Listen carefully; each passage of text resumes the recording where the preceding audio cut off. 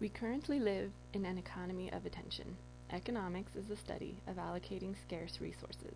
In the modern world, information overload means the last limited resource is our attention. This paper explores how libraries fit into an attention economy. I argue libraries are best placed to increase individual awareness of their own attention expenditures, how a library's information selection or curation increases the value of a person's time, and how such foundations will ease library adaptation to the 21st century. Libraries' worth is based on, first, the quantity of time and of people who show interest in libraries by visiting and or using the resources, perhaps remotely. Second, librarians guide patrons to information because that's a task librarians want to do, and it's worthy of patronage. Libraries can assist patrons' selection of information or increase the return by ensuring the best possible materials are available. Patrons appreciate such assistance because attention is divided between school, work, family, play, sleeping, and eating.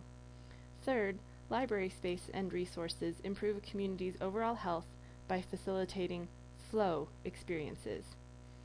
Economically speaking, information is difficult to commoditize. An item is fungible if it is readily exchangeable at an agreed value. For example, $1 is worth $1, but a slice of pie from the store is not the same as a slice of homemade pie. Someone on the far side of the digital divide cannot respect why geolocating apps are better than a phone book or asking a neighbor. Yet people use information constantly and want to maximize their return for the time and attention invested in acquiring it. Attention may be fungible too. We pay attention to breaking news or a professor's lecture. When a superstar supports a charity, she or he is transferring some of our attention from the star to a needy entity. That need is for attention. The charity was obscure, unknown, or unable to gather focus without the intervention of a celebrity. As basic material needs are met by most, money and labor no longer appear to be limited. Our attention for books, advertisements, activities, or people is finite due to mortality and the need to sleep. Thus each segment of attention can be auctioned off to the experience with the highest return based on individual choice of what to focus on, when, where, and how closely. In a free culture, you get what you celebrate. Currently, society celebrates youth, beauty, money, and certain talents.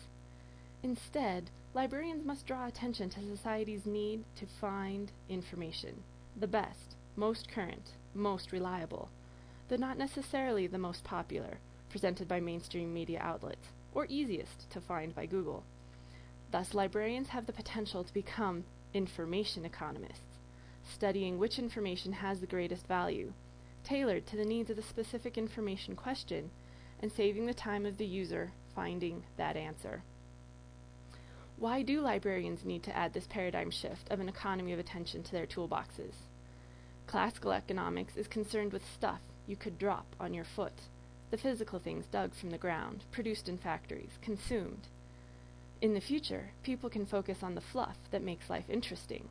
Lanham's fluff has been called the noosphere, that layer over life where thoughts exist, interact, and affect the physical world. As Clay Shirky identified in Cognitive Surplus, hobbyists, from model trains to fan fiction, used to remain isolated in their basements working alone on their favorite ideas. Today, the costs of connecting with like-minded individuals anywhere have dropped such that isolation is no longer necessary. Communities form that focus on the same fluff without letting the stuff hold them back. If the world's no longer concerned with physical stuff, libraries will need to provide some services that add value to the intangible fluff. Hence, if libraries embrace participatory services, such as embedding librarians in education, increasing public awareness of the extant, online, 24/7 services already available, libraries may surmount their current funding challenges by finding dispersed benefactors in addition to local communities. How does the attention economy play at a public library? We'll draw on Dana Boyd's presentation. In 2009, she discussed the conflict between stimulating, purely entertaining elements in the information flow or flood and the meritorious elements most worthy of attention. Gary Kamiya wrote, "You always get what you want, but you cannot always get what you need." Cognitive Surplus gave the examples of lolcats at I Can Has Cheeseburger, which has high levels of participation but low social or economic value in an economy of stuff or fluff, and Wikipedia or rideshare sites, which have great potential for benefiting society, either in an economy of stuff, saving dollars when purchasing outdated encyclopedias or fuel, or an economy of fluff, helping readers quickly find sourced introductory materials or local shared routes for travel, for example. At an emerging technologies level, community member-led classes might help local entrepreneurs establish themselves, while leading to cross-generational developments as youth gain community service by tailoring retirees one-on-one. The most important aspect of a participatory service a library could offer is xenophily, to counter the growing homophily of online social networks. Dana Boyd and Eli Pariser, in his TED Talk on the filter bubble, also discussed how current search algorithms, and especially the news feeds of Facebook, concentrate and empower humanity's natural inclinations to insulate both one's thoughts and one's society. Libraries need to offer training to the unaware, unsuspecting patrons on how to establish and counter search engines and social networks' tendencies to give us what they think we want. This is because machines cannot, yet, understand the counterintuitive complexity that is a broadly aware, well-read modern person. The longevity plan for librarians is to teach each generation rhetoric and transliteracy, to protect and refine the freedom markets create. At university, librarians might integrate themselves with lectures, in-course development, specifically identifying threshold concepts which help the professor, librarian, and student identify progress from novice to adept. Embedding librarians within departments such that one is on hand the day of the lecture assigning research to explain how to incorporate library materials rather than social networking also increases the value of attention paid by students to library resources. Today's merged departments of information technology, computer software access, and libraries create an economy of scale, such as the vertical kairetsu in Japan, whereby students can combine learning and apply graphic, video, sound file manipulation with rhetorical composition and transliteracy.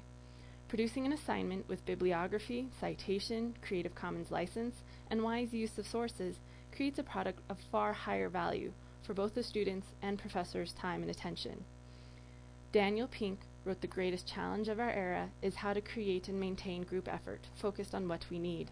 Today's economy no longer needs a collection of physical books. Accepting constant change and evaluating services and systems will better serve library patrons in an attention economy. Today's society needs connection with family, friends, and local experts, communities of shared interest. The problem with the physical library is one has to be there during open hours to access the information. On top of that, physical books lack the Control-F-Find feature of computers, hyperlinks to Wikipedia explaining basic or advanced concepts, or audio-visual explanations for the auditory or visual learner." Boyd, Csikszentmihalyi, and others have discussed both the flow of information and our mind's state of flow. Whether librarians offer a high-touch service of filtering for a community or individuals, or high-touch education on how to become your own filter, recognizing authority, currency, relevancy, and how to apply or incorporate the information into your current project, librarians will create added value to the individual's attention. Filters or education help patrons maximize their benefit from each moment spent online. Pink asks how to make learning less about extrinsic reward and more about flow. It's the idea behind a learning commons, how libraries present the space, online or physically, to welcome, encourage, and mentor patrons discovering and persisting with a course of mastery. It's the secret to successful 23 Things programs, when managers model the value of time spent pursuing self-directed, self-rewarding learning of new skills. Does management spend the time, allow employees time, or privately praise the efforts and strategy of each participating employee? Then the economy of attention becomes real. Pink discusses Harvard's MBA class of 2009, which might succeed in an attention economy. Their code of ethics prioritizes sustainability, purpose, and the greater good. Libraries can appreciate a profit-free expectation and tell stories to demonstrate success in these measures instead. While sustainability, purpose, and the greater good can be difficult to quantify in stuff economics, today they are receiving a lot of attention, which is the coin of the realm in an attention economy.